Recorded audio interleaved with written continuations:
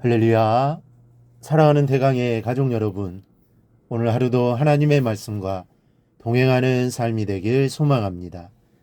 오늘 함께 나눌 하나님의 말씀은 로마서 9장 30절에서 33절 말씀입니다.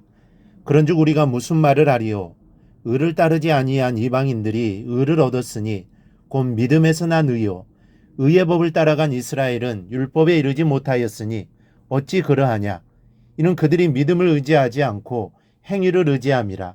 부딪힐 돌에 부딪혔느니라. 기록된 바 보라 내가 걸림돌과 거치는 바위를 시온에 두노니 그를 믿는 자는 부끄러움을 당하지 아니하리라 함과 같으니라. 아멘. 어느 날 성도 한 사람이 광부들에게 복음을 전하기 위해 탄광으로 갔습니다.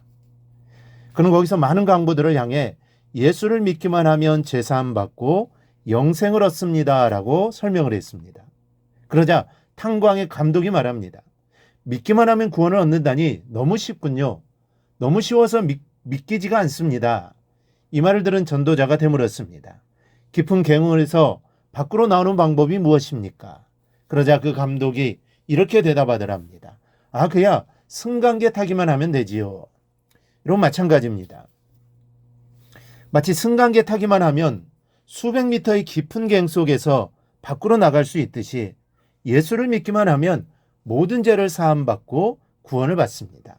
믿거나 말거나 이것이 구원의 원칙이요 사실입니다. 그런데 이 원칙을 무시하는 사람이 있습니다. 바로 이스라엘 사람들입니다. 이스라엘은 믿음으로 얻는 구원을 부정했습니다. 전통적으로 자신들이 구원을 위해 사용할 방법에 비해서 너무 쉬웠기 때문에 믿을 수가 없었던 것입니다. 여러분도 아시지만 유대인들이 구원의 방법으로 의지한 것이 무엇입니까? 바로 행위입니다. 율법을 죽자 사자 지키는 것이었습니다. 그렇게 해서 하나님을 자신들에게 빚지게 하려 했고 그 대가로 구원을 획득할 수 있다고 유대인들은 생각했습니다. 그러나 바울은 이 점을 지적합니다. 의의 법을 따라간 이스라엘은 율법에 이르지 못하였으니 어찌 그러하냐? 이는 그들이 믿음을 의지하지 않고 행위를 의지함이라. 부딪힐 돌에 부딪혔느니라. 무슨 말씀입니까? 행위로는 안 된다는 말입니다.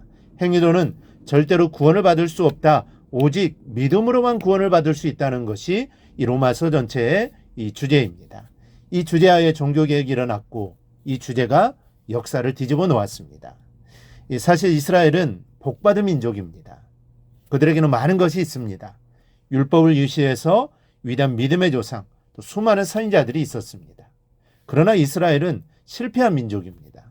그들은 자신들이 그토록 갈망하던 즉 구원에 이르지 못했습니다. 행위에 의존했기 때문에 예수 그리스도라는 돌에 걸려 넘어지는 불쌍한 존재가 되고 말았습니다. 여러분, 예수 그리스도는 걸려 넘어지게 하는 존재가 아닙니다. 예수 그리스도는 우리에게 구원을 주시는 분입니다. 그런데 구원자 예수가 이스라엘 사람들에게는 걸려 넘어지게 하는 존재가 되었다는 것입니다. 반면에 이방인들은 어떻습니까? 30절은 이방인들이 의를 얻었다고 말씀합니다. 그리고 이 의가 행위가 아닌 믿음에서 났다라고 말씀합니다. 아무것도 한 것이 없는데 단지 예수를 영접했더니 하나님이 구원을 선물로 주셨다는 것입니다. 이와 같이 구원은 사람의 노력으로 획득할 수 있는 것이 아닙니다.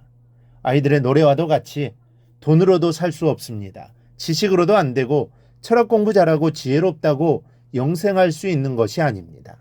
인간이 노력이나 돈이나 지식으로 인간을 구원할 수 없는 것은 구원은 사람에게 속한 것이 아니기 때문입니다. 구원은 하나님이 주셔야 받는 겁니다. 하나님의 선물인 것입니다. 그런데 하나님이 어떤 사람에게 구원을 주십니까? 33절 말씀입니다. 기록된 바 보라 내가 걸림돌과 거치는 바위를 시온에 두노니 그를 믿는 자는 부끄러움을 당하지 아니하리라 함과 같으니라. 부딪히는 돌과 거치는 반석을 믿는 자에게 하나님이 구원을 주십니다. 이 부딪히는 돌과 거치는 반석은 바로 예수 그리스도입니다. 예수는 유대인들의 행위를 통한 구원에 대해서 부딪히는 돌이요 거치는 반석입니다. 여러분, 두 사람이 서울에서 부산까지 5시간 내에 가는 내기를 한다고 합시다. 한 사람은 그 수백 킬로나 되는 거리를 맨발로 뛰어갔습니다. 자기 힘을 과신하고 자기 능력을 믿었기 때문입니다. 그리고 또 한 사람은 잘 깔린 고속도로를 고속버스를 타고 부산으로 향했습니다.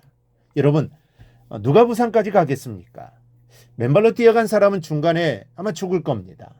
사람이 그 먼 거리를 쉬지 않고 뛰어 5시간 안에 갈 수 없기 때문입니다. 행위와 믿음이 이렇습니다. 구원받을 조건을 충족시킬 때까지 무제한으로 노력할 수 있는 시간이 사람에게는 없습니다. 정해진 시간이 있습니다. 육체적 죽음이 있든지 그 전에 종말이 있든지 할 겁니다. 사람이 정해진 시간 안에 구원받을 수 있는 방법은 하나님이 주시는 믿음의 은총 외에는 없다라는 사실을 알아야 합니다. 믿음이 아니고는 구원받을 수 없습니다. 그러므로 나에게 믿음을 주신 하나님께 감사하며 우리는 살아야 합니다.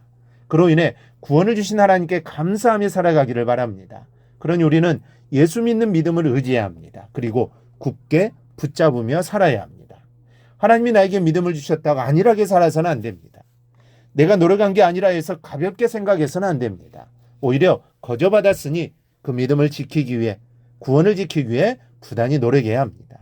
그러나 이와는 상관없이 하나님 반드시 우리의 구원을 완성케 하실 것입니다. 그러므로 구원받은 우리는 늘 감사하며 살아야 합니다.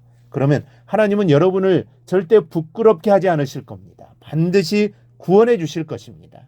이러한 사실을 명심하고 믿음 안에 늘 살아가는 성도들이 되기를 주님의 이름으로 축원합니다. 오늘 묵상한 말씀을 굳게 잡고 삶으로 실천하며 살아내는 대강의 모든 성도들이 되기를 축복합니다.